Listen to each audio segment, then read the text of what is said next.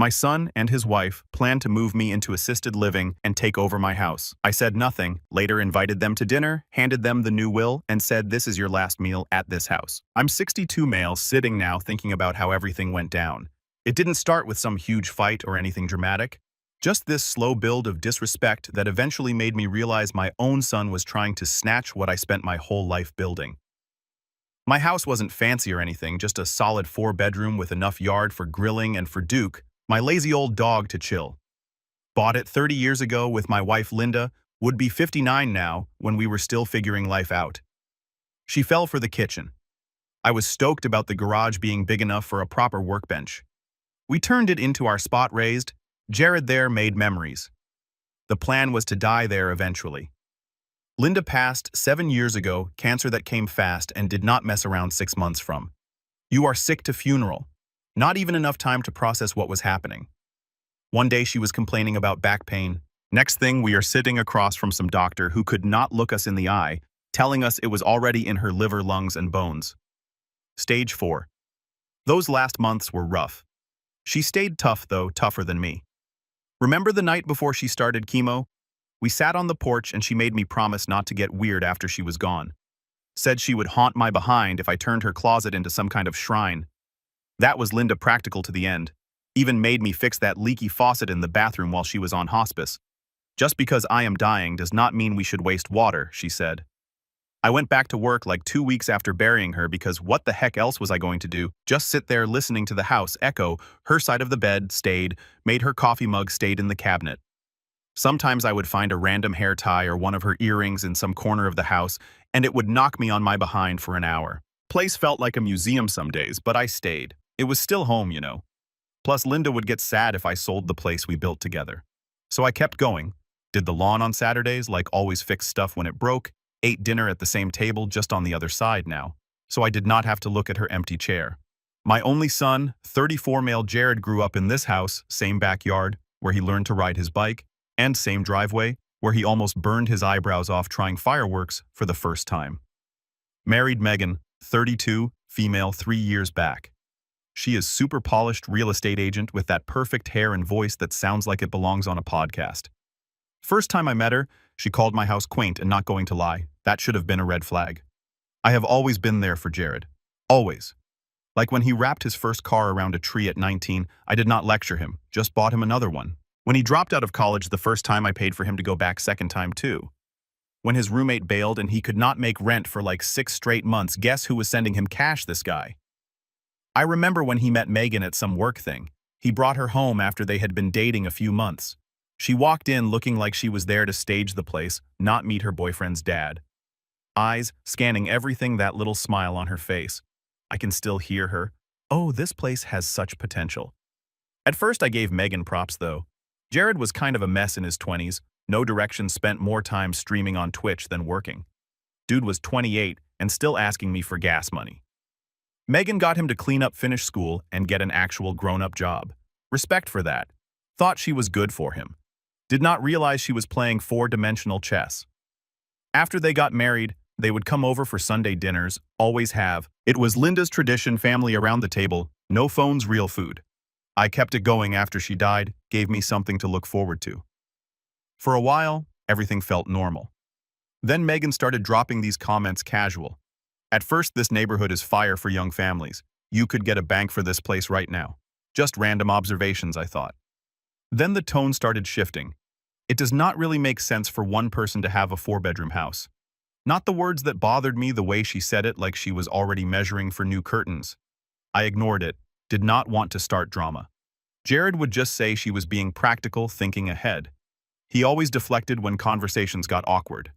But it got under my skin for real, especially when she started pointing out stuff that could be updated around the house: cabinets, flooring, windows. One Sunday, she actually asked if I would ever thought about taking out the wall between the kitchen and dining room. I laughed it off, but it was not funny. Started sounding less like a daughter-in-law visiting and more like someone eyeing property. Even worse was the way they would casually ask about my retirement plans, like, "Dad, you should really start thinking about enjoying life more." This coming from the kid who still had me co-sign his car loan last year because his credit was trash. Same kid who borrowed $5,000 from me to cover his portion of their honeymoon when his credit card got maxed out. But sure, tell me more about my financial planning, champ. I brushed it off for months, kept telling myself I was being paranoid. Jared would not try to push me out of my own house. He would not treat me like I am already 1 foot in the grave at 62. Except he would, and he did. Now let me tell you, there were a million little signs I missed, like how Megan would always show up early for dinner and wander the house taking pictures of rooms on her phone claiming she loved the lighting or needed inspiration for their apartment, or that time she brought a measuring tape and I caught her sizing up my living room windows. Said she was just curious about the dimensions for curtains she wanted to gift me. Yeah, right. Then there was Jared constantly bringing up his buddy Sam's dad, who downsized and loves it every single Sunday. Sam's dad got a condo in Florida and plays golf every day. Sam's dad says his maintenance-free townhome is the best decision he ever made. Got so bad, I wanted to tell Sam's dad to mind his own business. There was the day Megan left her laptop open on my kitchen counter while getting more wine, and I glanced over to see Zillow pulled up with my address in the search bar and some calculation spreadsheet next to it. Closed it real quick when she saw me looking. Oh, and my favorite, how they would casually forward me listings for those 55-plus communities like they were doing me a favor. Look at the pool at this one, Dad. Like I am some 80-year-old whose life dream is aqua aerobics with a bunch of strangers. Jared even pointed out one that was only 15 minutes from our place, how convenient for weekend visits that would never happen. The worst part, I almost fell for it. Almost started thinking maybe they were right, maybe this place was too much house for one guy and a dog. Maybe I should be practical, but I am getting ahead of myself. The real show was just getting started. Thank God for those break-ins down the street. Without them, I might have never installed those security cameras, and without those, I might have never known what they were really planning. So after those break-ins happened in the neighborhood, I decided to get a security system installed, just some cameras at the doors and one in the main hallway. Did not tell anyone about it. Figured it was my business and honestly did not think much of it, just wanted some peace of mind, you know. Sunday dinners kept happening like normal, except they were not normal anymore. It felt less like family dinner and more like tolerating the old man while planning their next move. Oh, and then there is Duke. I forgot to mention my dog, Lab Shepherd mix with half his face gone gray and an attitude just like mine. Got him 6 years ago from a shelter. Linda always wanted a dog, but her allergies made that impossible. After she died, the silence was too much. Duke was the first thing I did to break that silence and add some life to the house. They were not Duke fans. Megan complained he shed too much. Jared said he took up a lot of space. I caught Megan once literally wiping her hands on her pants after petting him like he was dirty or something. Last month, Megan even suggested I consider options for Duke when I eventually transitioned to a smaller space, like he was some old furniture I could just donate. I nearly lost it right there. Still, I figured maybe they were just clueless. I kept telling myself that until my phone buzzed during lunch at work and everything changed. So I was at my desk eating leftover chili when I got a security alert front door. Figured it was a delivery or something. 2 minutes later, another alert from the hallway camera. That one made me pause. Opened the app expecting to see Duke wandering around or maybe a glitch. Nope, there is Jared using his emergency key walking in like he owns the place. Megan right behind him, heels clicking across the tile, no call, no text, just letting themselves in like it is their property. At first I thought maybe something happened, maybe they were checking if I was okay, but then I watched them keep walking, and then Megan started talking right away loud enough for the microphone to catch everything. God, this place is so dated we could knock out this wall, she said, pointing like she was leading a home tour. Open concept would make the space feel less depressing. I cannot believe he will not even consider selling. They were not there to check on me. They were there to scope out my house. I just sat there watching the video play. Jared was actively participating and nodding. Dad has been so stubborn lately, it is like he does not get that this house is wasted on him. I know, babe, Megan replied. But once we get him to see reason about downsizing, we can finally start making this place work for us. She opened cabinets, made disgusted faces at the flooring, talked about closet space like she was showing the place to clients. These cabinets are hideous, first thing to go. Then they went upstairs. I kept watching. Megan walked into my bedroom and said, "This will be the nursery, perfect light, and we can dump all his old stuff in the basement or just trash it." Jared laughed. Good luck getting him to part with any of it. He is like a hoarder with all mom's old stuff. That is when I stopped the video for a second. I needed to breathe. I remember just sitting there, not even feeling angry, yet just processing like when you get hit hard and your body has not registered the pain yet. These two people, my son and his wife, were literally planning to take over my house while I was still living in it. They were not even being subtle about it. I let the next clip load anyway. Might as well see the whole tour. In the hallway, she asked Jared if I had updated my will. He said he was not sure, but he had been thinking about how to bring it up. Said the house should have stayed in the family anyway since I bought it with Mom. We need to start looking at assisted living places, Megan said. My client's dad is at Sunset Ridge and they handle everything. Your dad would be so much better off there. Jared nodded. Yeah, we might need to push it soon for his safety, before he gets too stubborn. He is not getting any younger, and this house is way too much for him. I am 62. I lift weights 3 times a week. I run most mornings. I have worked full-time since the 1980s without a gap.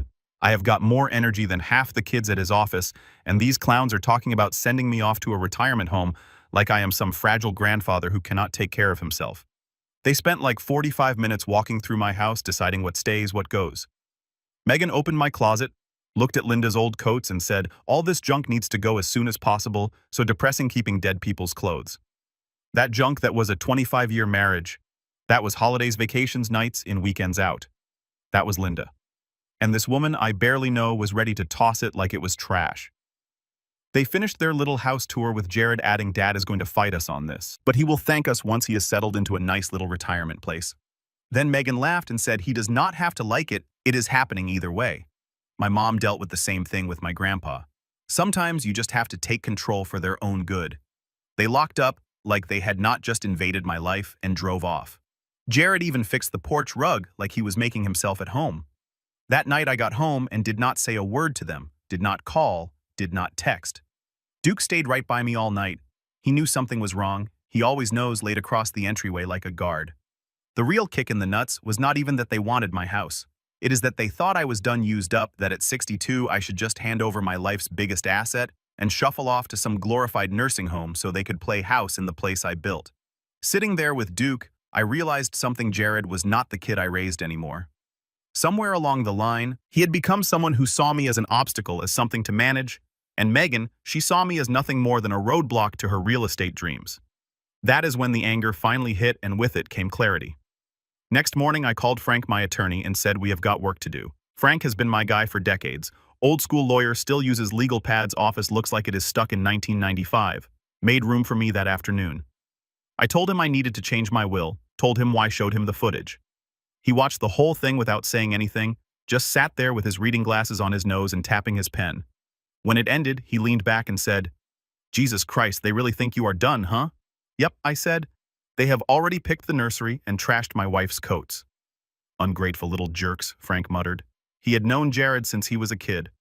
All right, what do you want to do? And that is when I decided to get creative. Real creative. I want them out of the picture. I said legally, financially, everything. He nodded, pulled out a legal pad, and got to work. I told him I wanted the house converted into a dog shelter. After I die, no loopholes, no chances for them to reverse it. Partner with Second Chance Rescue. I have been walking dogs there since I got Duke. They are good people, no nonsense. Smart move, Frank said. We spent 2 hours putting together the framework. House becomes Linda and Greg's second chance shelter. Maintenance gets funded through a trust. I set aside money for potential grandkids' education just in case Jared ever grows up and raises a decent human, but I made sure Jared and Megan could not touch a single dollar. One more thing, I told Frank, I want to be crystal clear that this decision has nothing to do with my mental state and everything to do with their behavior.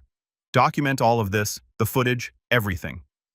Frank smiled that smile that makes me glad he is on my side. Oh, we are going to document the hell out of this.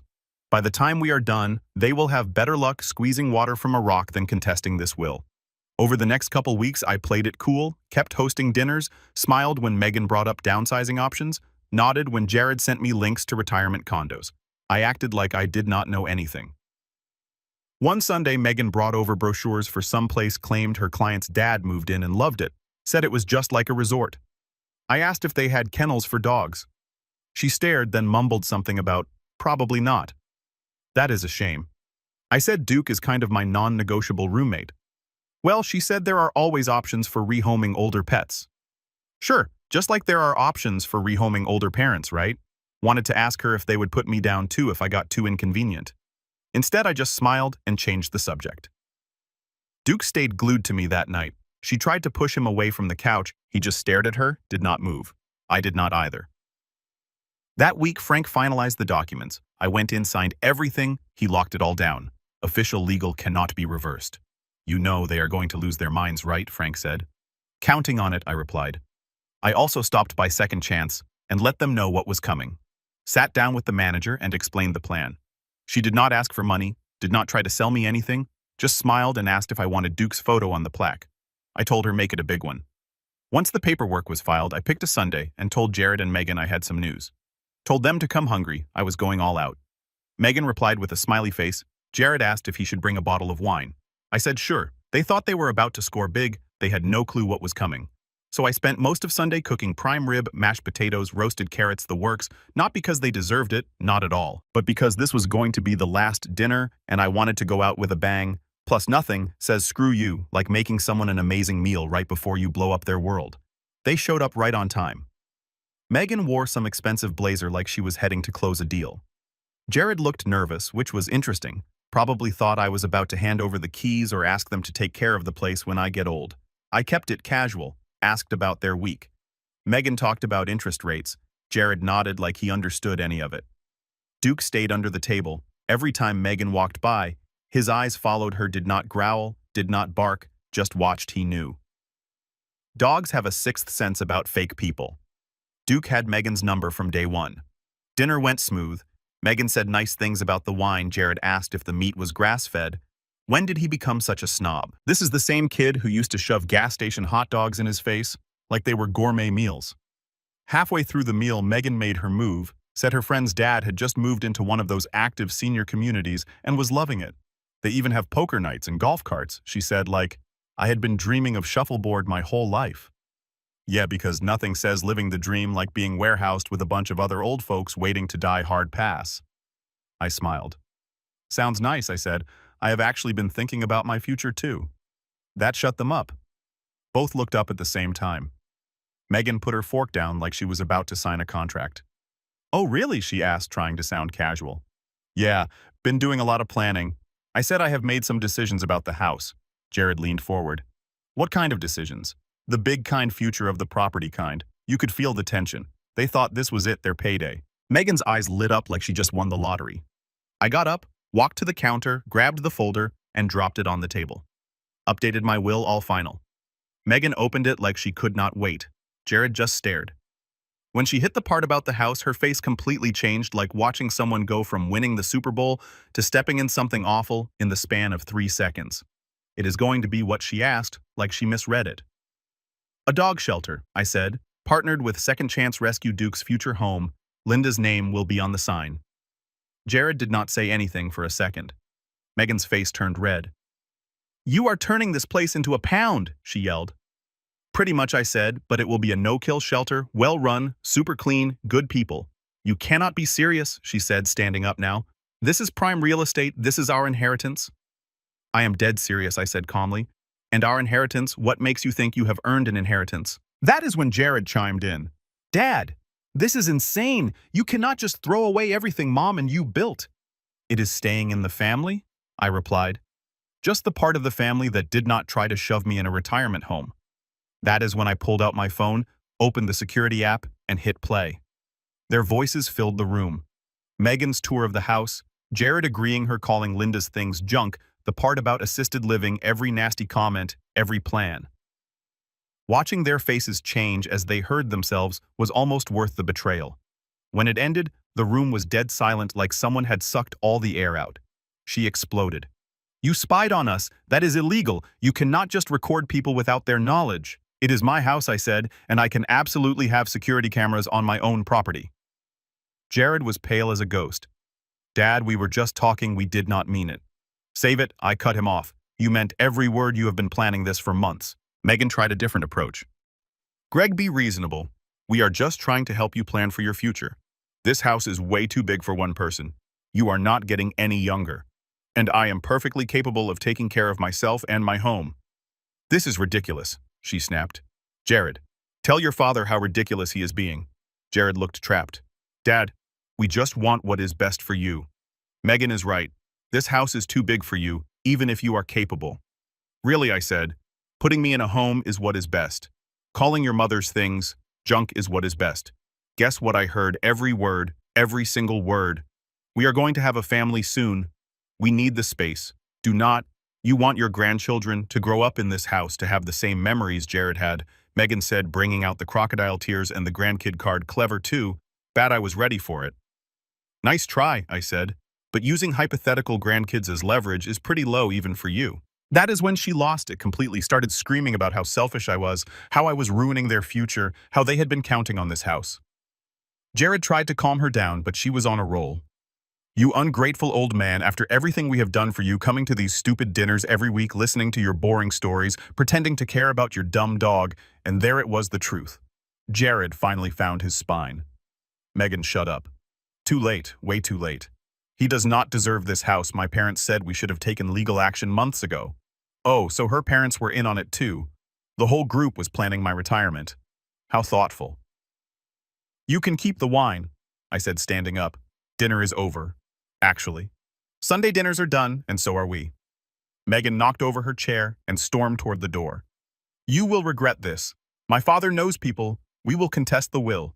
I laughed. Good luck with that. Jared stayed seated, looking devastated. The reality was finally sinking in. He had bet on the wrong side and lost everything. Dad, please do not do this. We can talk about it. You did this, I said. Not me now. Get out of my house and leave your key. He tried to argue more, but I just stared him down until he finally got up, placed his house key on the table, and followed his wife out. I locked the door behind them. Duke came out from under the table, looked up at me like finally. They thought they were getting a house. What they got was a reality check, and honestly, that night with the trash taken out and just me and Duke in a quiet house, it was the best sleep I had in months. The aftermath was nuclear, as you would expect. About an hour after they left, my phone blew up texts from Jared, missed calls, voicemails. I did not answer any of it, did not even listen to the messages, just muted my phone and poured myself a drink. Next morning, I checked my email. Megan had sent me a message with the subject line, "Let us talk calmly." 3 paragraphs of nonsense words like misunderstanding and family unity. No apology. Just spin classic Megan. I deleted it without responding. Later that day, I got a call from my sister-in-law, Sarah, Linda's younger sister. She sounded confused, almost accusatory, said she had heard I was donating the house to a dog rescue, and asked if I had thought about what that meant for Jared's future. I told her I had thought about it plenty. Then I sent her the video. She did not call back after that, she just replied with a text, Jesus Christ. Then came the real thing, Megan's mother. This woman I had met maybe 3 times called me, screaming, literally screaming, how dare I treat her daughter this way? How could I cut off my own son? How I was breaking Megan's heart and destroying their future. The nerve she had was unbelievable. I let her rant for about 30 seconds before I cut her off. Told her exactly what her precious daughter and my son were caught saying on camera. Told her they called my late wife's belongings junk that needed to be thrown out. She sputtered something about family, helping family, and how I was too old to need all that space anyway. The apple does not fall far from the tree. I hung up mid-sentence. Things got even pettier. I stopped by my realtor's office to get paperwork started on transferring title to the trust when the receptionist said my son had already called.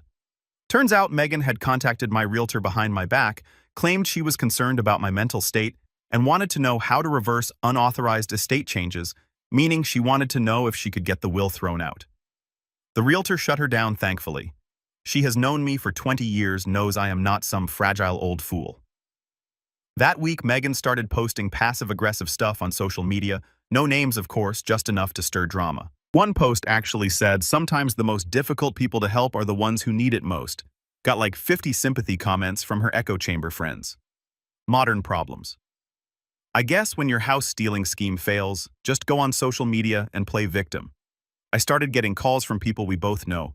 Friends who barely talk to me suddenly checking in. The tone always the same, sweet on the surface, nosy underneath. Are you okay? Are you thinking clearly? Maybe talk to Jared again. It was so obvious. Megan and Jared had been working the phones, spinning their version.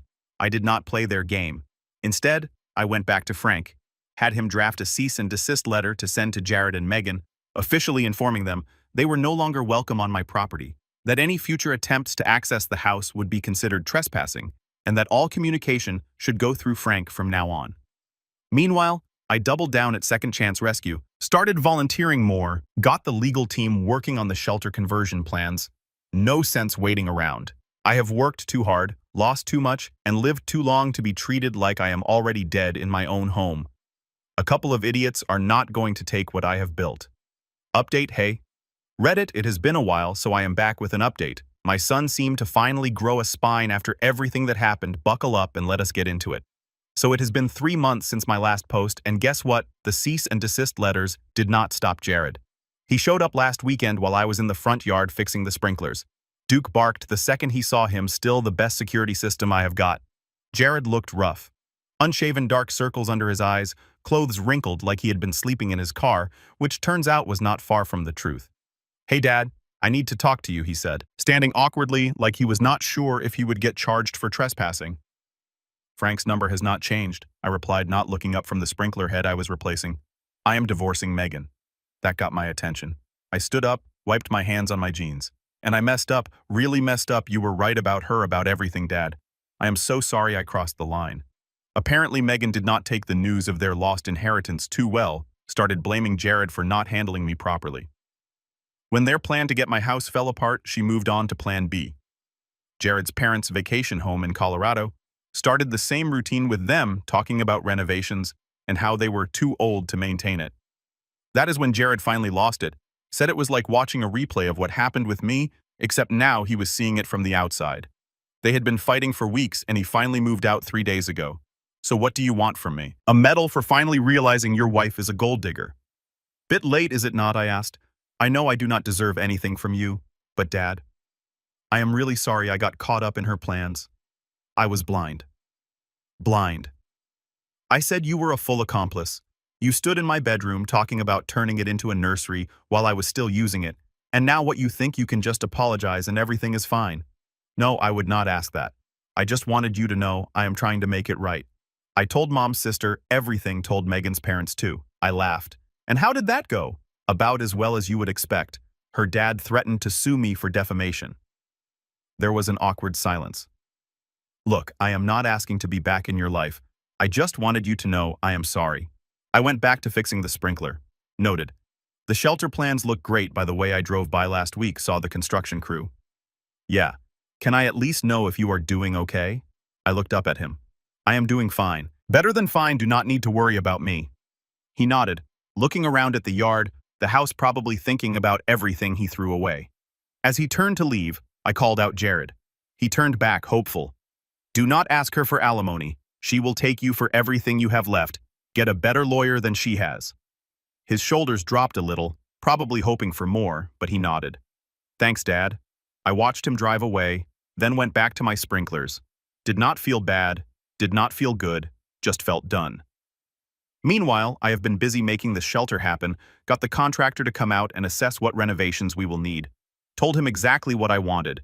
Industrial-grade floors that can handle dog traffic, better ventilation system kennels with easy access doors, and a proper fenced area out back for the dogs to run.